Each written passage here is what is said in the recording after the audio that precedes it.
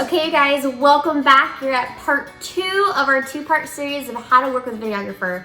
You are about to go into post-production. All I have to say is, hang on. I hope what we have is beneficial. We have learned so much, and there's different techniques and different ways to go about it, and we try to share that here with you today. So, thanks for watching. We're excited to be here with you, and here we go, post-production. Now we are at editing, the hardest part of a film. This is like, it makes me sweat just thinking about it, in all honesty. But I would always suggest, and what we've done the last couple times, is we are the ones who actually go through the footage. Most videographers are like, heck yeah, do it, because it's the worst part. It is the worst part.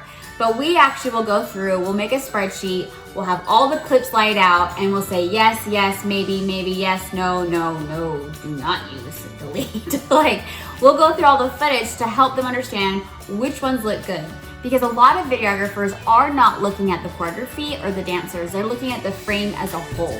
They're looking at, did I move, was that a smooth movement? Did I stay on the dancers? Can I see everything I'm supposed to be seeing? They're not noticing the dancer that's off. They're not seeing the foot, and the foot that's really awful, and the leg that's bent, and the face that people are making. Like, they're not looking at the choreography. They're looking at the frame as a whole. So you have to go in and say, this one is usable, this one is not.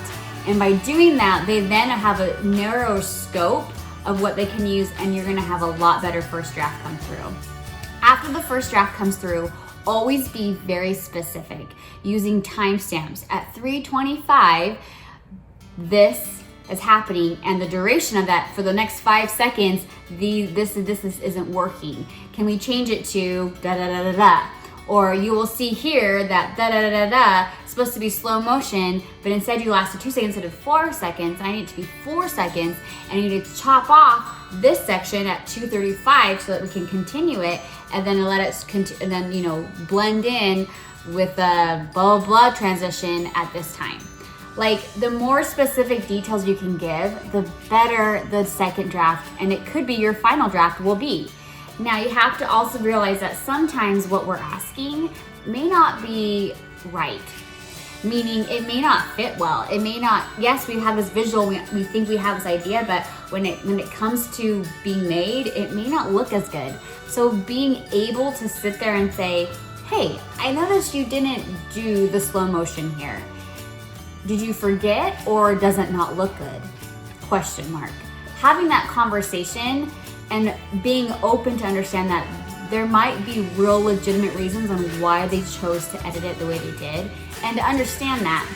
And then as an artist, to be able to say, you know what, I trust you because I can't see it, or you know what, I don't understand why transitioning from this fast to all of a sudden a random slow motion, maybe that doesn't sit well with the viewer, and you would know that better than I would. So how can we blend that into it, and trusting their blending techniques.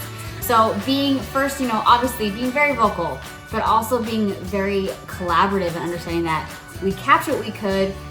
As long as it doesn't change and alter the story, we have to be flexible, because sometimes we don't understand the editing that goes behind it.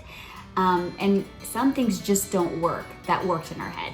And we all know that. We know it with choreography. We create choreography, we're like, oh, it's gonna be great. And we're like, oh, that's what it looks like on the dancers? Like, So realize that that's the same thing with editing and fit footage. Last idea tip is, sometimes in the past what we have done is we have actually, so we had a music video we did for Christmas, and we had a dancer and a singer, and there was very specific times we needed it to be on the dancer versus on the singer, and we needed very specific framing from the two. And so we actually not only went through all the footage and said yes or no, I sent it over to him, but then from there, I actually took the footage and cut it up and actually made a reel, a storyboard reel of the footage we captured on what it looks like. Now, obviously, he went in and said, okay, we're gonna make this a lot better. And he did, he made it beautiful. But for him to see a visual and a starting point is so, so important. Now, obviously, you'd have to have the same software, and then you cannot change the footage names, because when you export it, you bring it to him, and he's using my Premiere file, but he named all his files differently. He changed the names to different numbers or whatever. Like, so you have to leave the footage the same name. You can't alter that. But that has been really helpful because then they have literally a visual storyboard of the actual footage on how it should be created. If you are still here, you get a gold star. Thanks for watching, guys. We hope this has been helpful. If there's anything we didn't cover, you have other questions, or maybe a question that came from something that I have said, please comment below. We will definitely answer you back. We're here to help. We're here as a community to make each other better artists and better filmmakers. So please ask. And above all, remember that your videographer is also an artist. So collaborate with them, trust them, and sometimes be willing to let things go.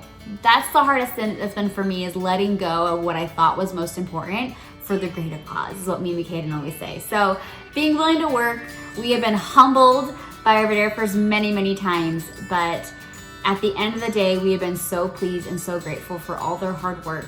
So always be appreciative, always be collaborative, but also know when to say, this is my story, this is my art, I'm the creator, and I want it to be what I envisioned, and there's nothing wrong with that. So good luck, and we can't wait to see your films out in the world.